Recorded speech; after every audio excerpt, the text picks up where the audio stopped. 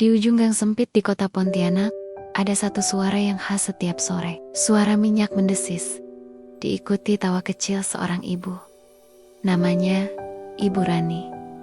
Usianya 41 tahun. Tubuhnya berisi, kulitnya sawo matang, dan tangannya hampir selalu berminyak. Bukan karena malas mencuci, tapi karena tak pernah lepas dari wajan panas. Setiap jam 4 sore, ia dorong gerobak kecil dari kontrakan menuju sudut gang. Di situ, ia jualan gorengan, bakwan, tahu isi, risoles, harganya murah, senyumnya gratis. "Yuk, yang masih anget bu."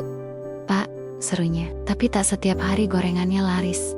Saat hujan turun, pembeli sepi. Gorengan sisa, kadang basi, kadang harus dibuang. "Sayang ya Allah," bisiknya, sambil menatap risoles yang masih utuh. Ibu Rani tinggal di rumah kontrakan petak bersama 3 anaknya. Kompornya tua, lantainya dingin, dan dapurnya sempit. Tapi ia tak pernah mengeluh. Ia masak sendiri semua gorengan, belanja sendiri, ngaduk adonan sendiri. Kalau nggak kerja, siapa lagi? "Bapak, anak-anak udah lama pergi," katanya ringan, sambil mengaduk adonan bakwan.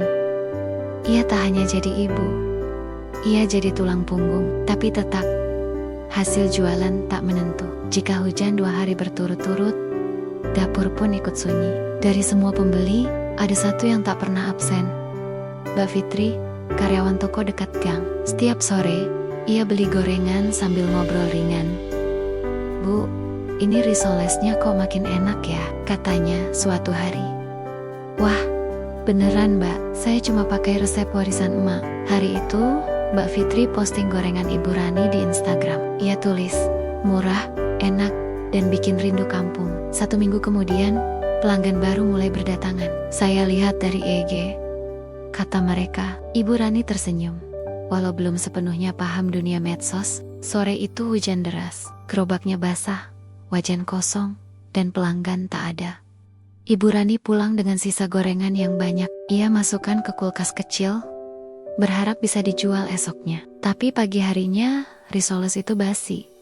Tahu isi pun mulai asam. Air matanya jatuh. Ya Allah, harus gimana lagi? Ia duduk termenung.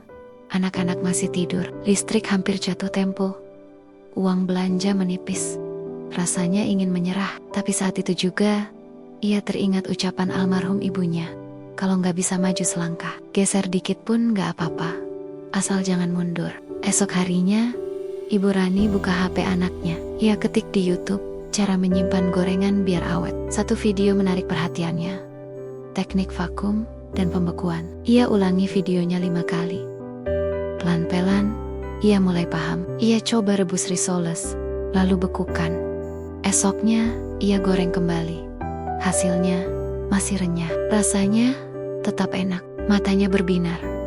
Mungkin ini jalannya. Ia mulai beli plastik vakum murah dan belajar teknik packing. Gorengannya sekarang dikemas rapi, bisa tahan seminggu, dan bisa dikirim. Dengan dukungan Mbak Fitri yang terus promosi online, Ibu Rani mulai jual frozen food.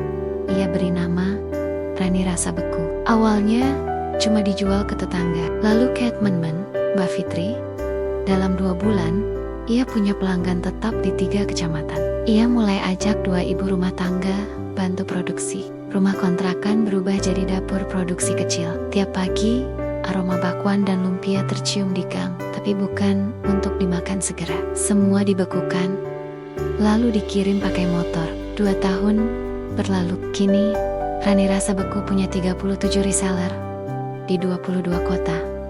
Ibu Rani punya dapur produksi khusus dan tim tetap. Ia tak lagi dorong gerobak, tapi ia tetap masak, tetap mencicipi adonan, tetap tersenyum setiap kali ada paket yang dikirim. Pernah ada pembeli dari Jakarta bilang, "Bu, gorengan ibu rasanya kayak buatan nenek saya dulu." Ibu Rani tak tahan. Ia menangis pelan. Bukan karena sedih, tapi karena tahu gorengan kecilnya kini jadi rasa yang menghangatkan ribuan rumah. Bagi Ibu Rani, ini bukan tentang uang semata, tapi tentang membuktikan satu hal, bahwa dari gang sempit, dari kompor tua, dari gorengan yang dulu basi, bisa tumbuh sesuatu yang harum, lezat, dan bermanfaat. Kalau kita nggak malas belajar, rezeki itu pasti datang. Kadang caranya aja yang nggak kita duga, ujarnya. Sekarang, ia mulai ajari ibu-ibu lain cara produksi rumahan. Ia ingin lebih banyak dapur kecil, punya harapan besar. Lebih banyak ibu yang bisa bertahan tanpa harus menyerah. Kisah Ibu Rani belum selesai, tapi ia sudah membuktikan bahwa inovasi tak harus dimulai dari modal besar. Kadang cukup dari satu video YouTube, satu pelanggan setia, dan satu hati yang tak pernah berhenti mencoba. Dari gang kecil di Pontianak, kini namanya dikenal hingga luar kota. Dan mungkin dari kisah ini, ada satu hati yang ikut menyala. Siapa tahu giliranmu yang menyusul menginspirasi.